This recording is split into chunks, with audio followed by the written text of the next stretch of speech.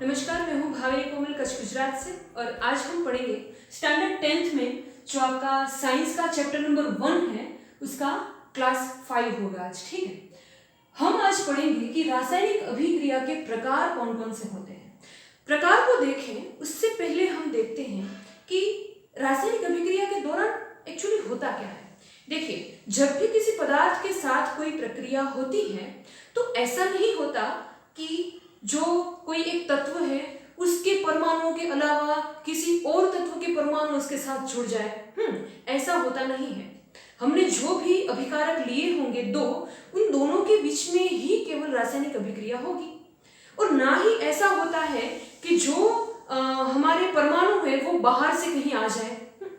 तो फिर होता क्या है, एक्चुअली रासायनिक अभिक्रिया के दौरान सिर्फ जो हमारे तत्व है ना, उन दोनों के बीच में उनके जो परमाणु हैं उनके बीच में जो भी बॉन्ड होता है, जो भी बंध होते हैं ना, वो टूटते हैं और जो नए बॉन्ड है उनका निर्माण होता है। इनकी वजह से क्या होगा कि हमें नए नए जो संयोजन है वो उत्पाद में मिलते हैं। ठीक है, तो ये हो गया कि रासायनिक अभिक्रिया किस तरह से होती है। और इसमें अगर आज हम देखेंगे कि संयोजन अभिक्रिया क्या होती है। ठीक है, तो हम इनको समझने के लिए सबसे पहले एक एक्टिविटी है जो आपकी किताब में दी हुई है उसको समझते हैं। वो है हमारी एक्टिविटी 1.4। इसमें किताब में दिया गया है कि हम क्या करेंगे, हम लेंगे एक छोटा सा बीकर।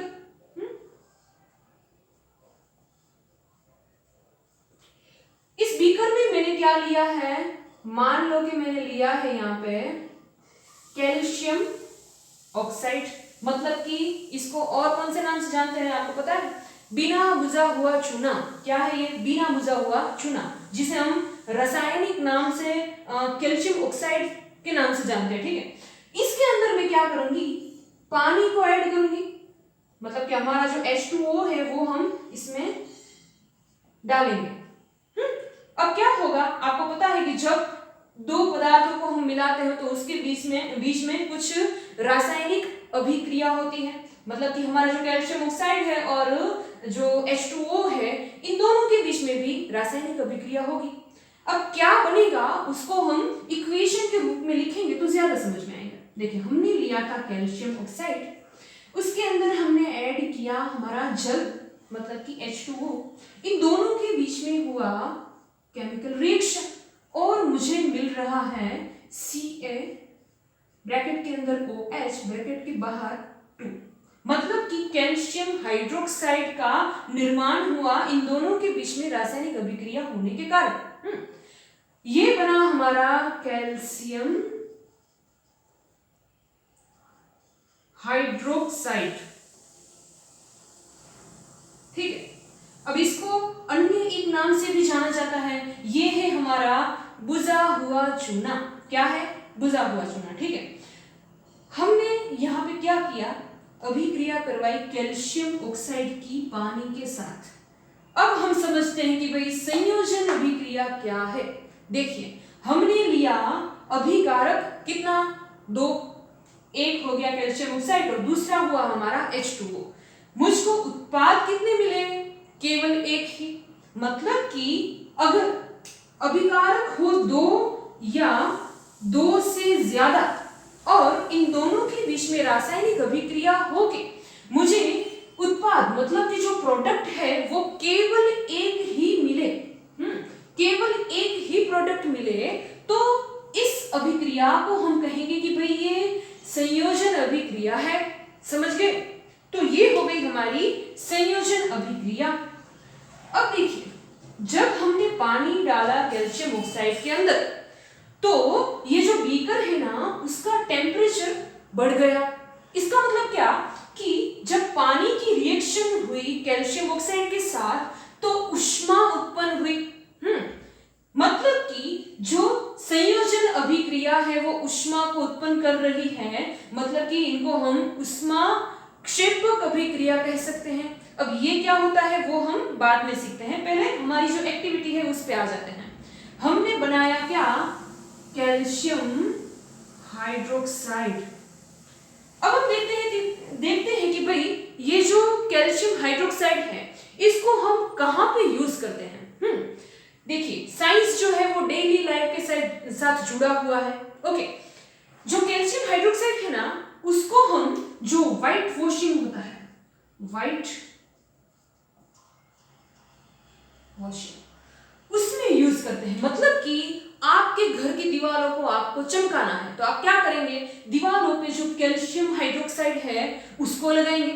अब होगा ये कि आपने लगाया दीवार पे कैल्शियम हाइड्रोक्साइड और कैल्शियम हाइड्रोक्साइड के साथ रासायनिक अभिक्रिया होगी किसकी, तो हमारा जो एटमॉस्फेयर है उसके अंदर बहुत सारे गैसेस हैं, उसमें जो कार्बन डाइऑक्साइड है वो अभिक्रिया करवाएगा कैल्शियम हाइड्रोक्साइड के साथ और हमको उत्पाद में क्या देगा, हमें वो देगा कैल्शियम कार्बोनेट प्लस H2O। अब ये कैसे होता है, जब आप दीवार पे लगाते हैं कैल्शियम हाइड्रोक्साइड और 2-3 दिन में वो लगातार धीरे धीरे कार्बन डाइऑक्साइड के साथ अभिक्रिया करता रहेगा। देखिए ये जो प्रोसेस है ना वो बहुत धीमी है, जल्दी से नहीं होती। मतलब कि आपने आज लगाया और आज ही आप चमकीला हो जाए ऐसा नहीं होता। ठीक है, तो क्या होगा, कैल्शियम हाइड्रोक्साइड कार्बन डाइऑक्साइड के साथ धीरे धीरे अभिक्रिया करता रहेगा और 2-3 दिन के बाद हमारी जो दीवार है ना उसके ऊपर पतली सी जो स्तर है वो लग जाती है और वो दीवार को चमकीला बनाती है। वो होता है हमारा कैल्शियम कार्बोनेट। इसकी वजह से जो दीवार है वो चमकीली हो जाती है। ठीक है, और जो ये H2O है वो वायु स्वरूप में होके निकल जाता है। ठीक है, तो ये हमने देखा कि कैसे संयोजन अभिक्रिया की वजह से हम कैल्शियम हाइड्रोक्साइड को बनाते हैं और कैसे इसको हम हमारी जो डेली लाइफ में यूज करते हैं, उपयोग करते हैं उसका। ठीक है, तो ये हो गया संयोजन अभिक्रिया। ओके, अगर हम सोचें कि और कौन कौन से एग्जाम्पल्स हो सकते हैं इस अभिक्रिया के, तो 2-3 एग्जाम्पल्स की हम चर्चा करते हैं। एक तो होगा, आपने देखा होगा कि जो हमारा कन्वेंशनल वे ऑफ कुकिंग है, मतलब कि कोयले जला के, तो मान लो कि कोयला मतलब कि कार्बन, कोयला है मेरे पास, मैं उसको जलाती हूं। जलाना मतलब क्या, तो उसकी अभिक्रिया करवाएं हम ऑक्सीजन के साथ। ठीक है, कोयला जलेगा और हमें क्या देगा, हमको वो एक तो कार्बन डाइऑक्साइड वायु है वो देता है, जो हमारे एटमॉस्फेयर को बहुत खराब कर रही है। साथ में हमें मिलती है उष्मा।